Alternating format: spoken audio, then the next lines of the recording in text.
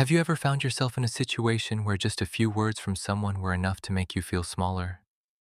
They didn't yell, they didn't insult you directly, but the way they looked at you, the way they spoke, carried a sense of superiority, as if they were standing on higher ground and you were beneath them. You might have chosen to stay quiet, to laugh it off, or to tell yourself, it's not worth it. But afterward, when everything was over, you kept thinking about it. You replayed every word, every glance, and wondered, I should have said something. That feeling isn't just discomfort. It's the feeling of being diminished without knowing how to respond. But the truth is, you don't need to become sharper or learn how to hit back harder to deal with people like that. There's another way, more subtle, more composed, yet far more effective. And once you understand it, you'll realize that sometimes the greatest power isn't in what you say, but in how little you need to say at all. The first thing you need to understand is this: arrogant people aren't as strong as they appear. They don't stand above others because they're superior. They do it because they need that feeling to keep themselves from falling apart. Behind the condescending tone, the judgmental looks, or the constant need to be right, there's often an inner void they don't want anyone to see. It could be insecurity, a fear of being looked down on, or the feeling of never being truly enough. And instead of facing that, they choose the easier route, making others feel smaller so they can feel bigger. When you don't recognize this, it's easy to get pulled into the illusion that they're right, that you're somehow less than them. But once you see the truth, everything starts to shift. You stop reacting emotionally, and their attitude no longer has the same effect on you. You begin to understand that arrogance isn't strength, it's a mask. And once you can see through that mask, it loses its power over you. Most of us aren't actually weak when facing arrogant people. We're just not used to handling that kind of situation. When someone speaks to you with a condescending attitude, your natural reaction is often to stay quiet, to avoid conflict, give a polite smile, or tell yourself, it's not worth it. In that moment, it feels like you're staying calm and in control. But once it's over, the discomfort starts to creep in. You replay every word, every moment, and a thought keeps looping in your mind. I should have said something different. That feeling isn't just regret. It's a kind of emptiness, like you missed the chance to stand up for yourself. And when this happens often enough, you may start to question your own value in situations like that. But the problem isn't that you're less than them. The problem is that you don't yet have a clear, grounded response in the moment. When you don't respond, the other person unconsciously assumes they can keep going. That's why what you need isn't to change who you are, but to learn how to respond at the right time, in the right way. One of the most common mistakes when dealing with arrogant people is thinking you need to fight back. You want to prove them wrong, that you're not inferior, that you deserve respect. But the moment you step into that back and forth, you've already entered their game. And in that game, the goal isn't truth, it's ego. Whoever talks more, dominates more, or pushes the other person to lose their composure first feels like they've won. But that's not a real win. The more you try to prove yourself, the more energy you drain, and the deeper you get, pulled into the emotional spiral. Instead of pushing against them, what you need is to step outside their influence. You don't have to change their mind. You don't need their validation. The only thing you need to do is not let them control your emotions.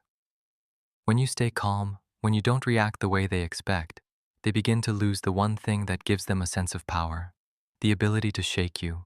And when that happens, you've taken control of the situation without having to say much at all. One of the simplest yet most effective ways to deal with arrogant people is to ask a question. When someone makes a condescending or subtly demeaning remark, the usual reaction is to stay silent or respond emotionally. But instead of doing that, all you need to do is stay calm and gently ask, can you clarify what you mean? Or, what exactly do you mean by that? It sounds simple, but this kind of question completely shifts the dynamic. It moves the pressure from you onto them. Instead of you having to explain or defend yourself, they now have to explain their own words. And in doing so, many people will reveal a lack of logic or realize that the way they spoke was inappropriate. What matters most is how you ask. No sarcasm, no aggression, just calm curiosity.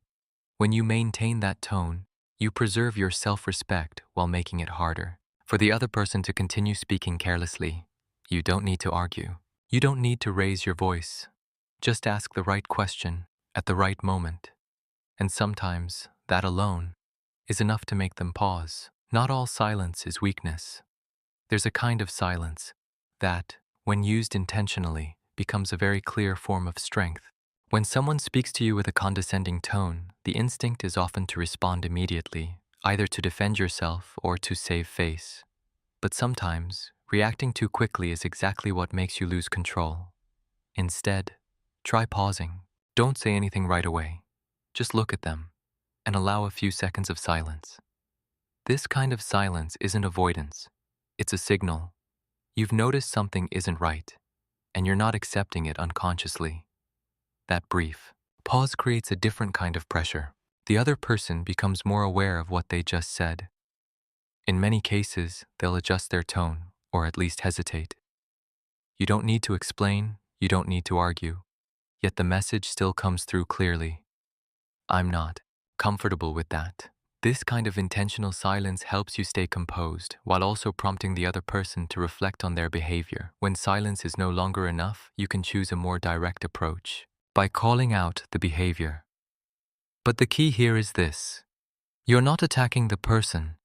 You're simply reflecting what just happened. Instead of saying, "You're so arrogant," or "You always look down on others," try something neutral but clear, like, "The way you just said that came across as a bit condescending." The difference is that you're not labeling who they are. You're pointing out a specific behavior. This makes it harder for them to become defensive because you're not attacking them personally. At the same time, it brings awareness to the impact of their words. What matters most is your tone, calm, steady, without sarcasm or hostility. You don't need to prove you're right, and you don't need to make them lose. You just need to set a clear boundary for how you expect to be treated. And when you do this consistently, people begin to understand you're not someone who can be easily dismissed, and you're aware enough to recognize when something crosses the line. There are situations where no matter what you say, it won't change how the other person behaves. And in those moments, the strongest choice isn't to try to say it better, it's to stop engaging altogether. No arguing, no explaining, no trying to prove that you're right, because the moment you enter a conversation with someone who only wants to compete or win, you're playing by their rules, and that game will never end the way you want it to. Instead, you can choose to step away calmly, change the subject, end the conversation, or simply stop responding. This doesn't mean you've lost. It means you understand your worth and refuse to waste your energy on something that isn't deserving of it. Not every conversation needs to be continued, and not everyone deserves an explanation from you. When you stop engaging, you're also reclaiming control, and sometimes that very act of not reacting sends the clearest message of all. You're not someone who gets pulled into games that diminish your value.